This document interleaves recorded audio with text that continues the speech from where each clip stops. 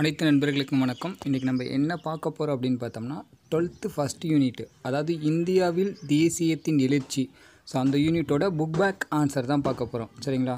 So இதில் first question என்ன அப்படின்னு பார்த்தோம்னா, காந்தியடிகள் தென்னாப்பிரிக்காவிலிருந்து எந்த ஆண்டு இந்தியா திரும்பினார்? ஸோ காந்தியடிகள் தென்னாப்பிரிக்காவிலிருந்து எந்த ஆண்டு இந்தியா திரும்பினார் அப்படின்னு பார்த்தோம்னா 1915. இதே 1919 இந்திய தேசிய காங்கிரஸின் தலைவராக பதவியேற்றிருப்பார் அப்படின்னு சொல்லியிருப்பாங்க. அடுத்து ரெண்டாவது கொஸ்டின், இந்தியாவில் ஆங்கில கல்வி எந்த ஆண்டு அறிமுகப்படுத்தப்பட்டது? ஸோ இதுக்குரிய ஆன்சர் என்னன்னு பார்த்தோம்னா 1835. ஸோ இந்த ஆங்கில கல்வியை பரிந்துரைச்சது யார் அப்படின்னு பார்த்தோம்னா மெக்கலே குழு. ஸோ மெக்கலே குழு பார்த்தோம்னா 1835 போட்டிருப்பாங்க. அவங்க தான் என்ன பண்ணியிருப்பாங்கன்னா இந்தியாவில் ஆங்கில கல்வியை பரிந்துரைச்சிருப்பாங்க. அடுத்து மூணாவது கொஸ்டின், மாறுபட்ட ஒன்றை தேர்வு செய்க. ஃபஸ்ட் என்னான்னு பார்த்தோம்னா வில்லியம் ஜோன்ஸ், ரெண்டாவது என்னான்னு பார்த்தோம்னா சார்லஸ் வில்கின்ஸு, மூணாவது மேக்ஸ் முல்லர், நாலாவது என்னான்னு பார்த்தோம்னா அரவிந்த் கோஷ். ஸோ இவங்க மூணு பேருமே என்னென்னு பார்த்தோம்னா வெளிநாட்டு அறிஞர்கள். இவர் மட்டும் பார்த்தோம்னா இந்தியாவோட விடுதலை போராட்ட வீரர். ஸோ இது இல்லாமல் இவங்க மூணு பேர்த்துக்குரிய லிங்க் என்ன அப்படின்னு பார்த்தோம்னா அரேபிய மொழி, பாரசீக மொழி, சமஸ்கிருத மொழி ஆகிய மொழிகளில் இருக்க நூல்கள் எல்லாம் என்ன பண்ணியிருப்பாங்கன்னு பார்த்தோன்னா ஆங்கிலத்தில், அதாவது இங்கிலீஷுக்கு டிரான்ஸ்லேட் பண்ணியிருப்பாங்க, மொழி மாற்று பண்ணியிருப்பாங்க. ஸோ இவங்க மூணு பேரும் பாரசீகம், அரேபியம், அதுக்கப்புறம் சமஸ்கிருத மொழியில் இருக்க நூல்கள் எல்லாம் ஆங்கிலத்தில் மொழி மாற்று பண்ணியிருப்பாங்க அவங்க மூணு பேரும். ஸோ இவர் பார்த்தோம்னா விடுதலை போராட்ட வீரர். ஸோ மாறுபட்ட ஒன்று, இதுக்குரிய ஆன்சர் என்ன அப்படின்னு பார்த்தோம்னா அரவிந்த் கோஷ். அடுத்து நாலாவது கொஸ்டின், சுயராஜ்யம் எனது பிறப்புரிமை, அதை அடைந்தே தீர்வேன் என கூறியவர் யார்? ஸோ இதுக்குரிய ஆன்சர் யாருன்னு பார்த்தோம்னா பாலகங்காதர் திலகர், சரிங்களா? ஸோ எந்த வருஷம் சொல்லியிருப்பார் அப்படின்னு பார்த்தோம்னா 1897 தான் என்ன சொல்லியிருப்பாருன்னு பார்த்தோம்னா சுயராஜ்யம் எனது பிறப்புரிமை, அதை அடைந்தே தீர்வேன்னு சொல்லியிருப்பார். அதே மாதிரி இந்த வருஷம் தான் 1897 ஜூலை 27 என்ன பண்ணியிருப்பாங்கன்னு பார்த்தோம்னா பாலகங்காதர திலகரை கைது பண்ணியிருப்பாங்க. ஸோ அடுத்த கொஸ்டின், அஞ்சாவது கொஸ்டின், பின்வருவனவற்றை பொருத்தி சரியான விடையை தேர்வு செய்க அப்படின்னு சொல்லியிருக்காங்க, சரிங்களா? ஸோ ஃபஸ்ட் என்னான்னு பார்த்தோம்னா பாலகங்காதர திலகர். ஸோ இவர் பார்த்தோம்னா இங்கே என்ன வருவார்னா கேசரி அப்படிங்கிற பத்திரிகை நடத்தியிருப்பார்.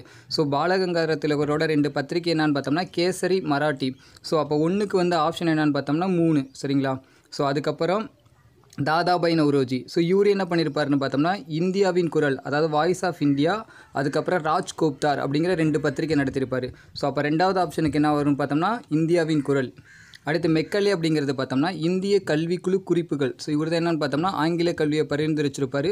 ஸோ மெக்கலே கல்விக்குழு குறிப்புகள் எப்போன்னு பார்த்தோம்னா 1835, அதாவது மினிட்ஸ் ஆன் இந்தியன் எஜுகேஷன் அப்படின்னு அந்த குறிப்பை சொல்லுவாங்க இங்கிலீஷில். அடுத்து நாலாவது வில்லியம் டிக்பை. ஸோ இவர் என்னன்னு பார்த்தோன்னா மெட்ராஸ் டைம்ஸ் அப்படிங்கிற இதழில் ஆசிரியராக பணியாற்றியிருப்பார். ஸோ இவர் இந்த வில்லியம் டிக்பை அப்படிங்கிறவர் என்ன சொல்லியிருப்பார் அப்படின்னு பார்த்தோம்னா போர்னால் இறந்தவங்களை விட இந்தியாவில் பஞ்சத்தினால் இறந்தவங்க தான் அதிகம் அப்படின்னு சொல்லியிருப்பாங்க. இந்தியாவில் போர்னால் இறந்தவர்களை விட பஞ்சத்தினால் இறந்தவர்கள் தான் அதிகம் அப்படின்னு சொல்கிறது யாருன்னு பார்த்தோன்னா வில்லியம் டிக்பை. ஸோ இவர் மெட்ராஸ் டைம்ஸ் இதழில் ஆசிரியராக பணியாற்றியிருப்பார். ஸோ இதுக்குரிய ஆன்சர் என்னன்னு பார்த்தோம்னா 3, 1, 4, 2.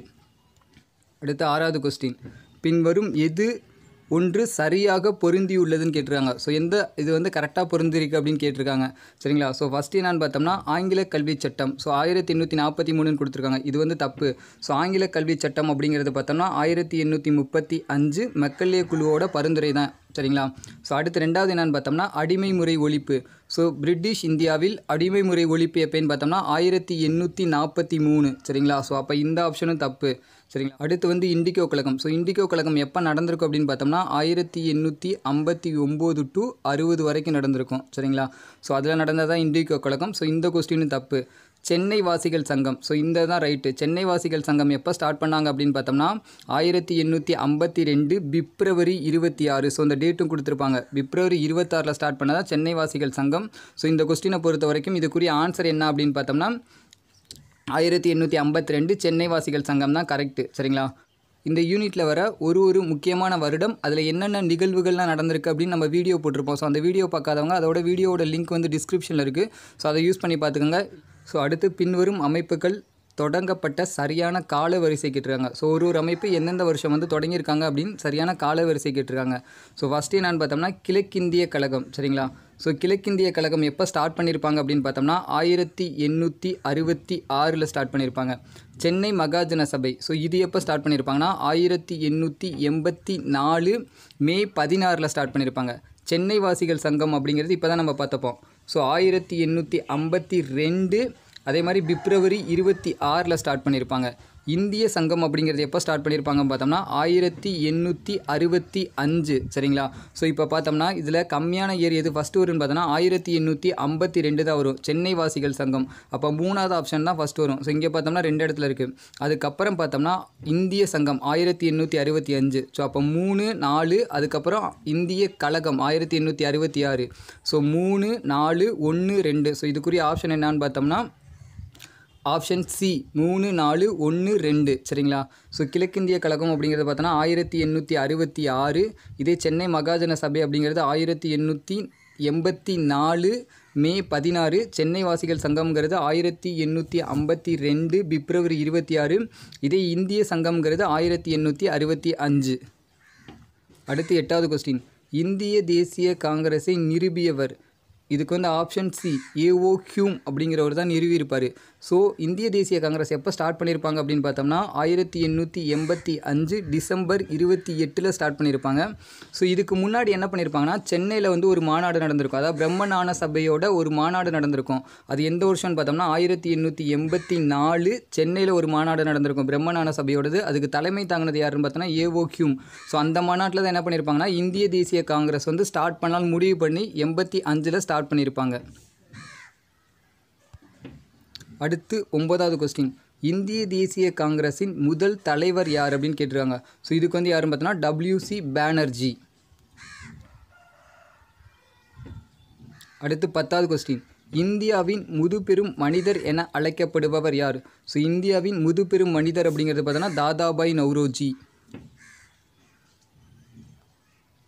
அடுத்து 11வது கொஸ்டின், வறுமையும் பிரிட்டிஷ் கொவ்வாத இந்திய ஆட்சியும் poverty and unBritish rule in India. So வறுமையும் பிரிட்டிஷுக்கு கொவ்வாத இந்திய ஆட்சியும் என்னும் நூலை எழுதியவர் யார் அப்படின்னு பார்த்தோம்னா தாதாபாய் நவ்ரோஜி. எந்த வருஷம் அப்படின்னு பார்த்தோன்னா 1901.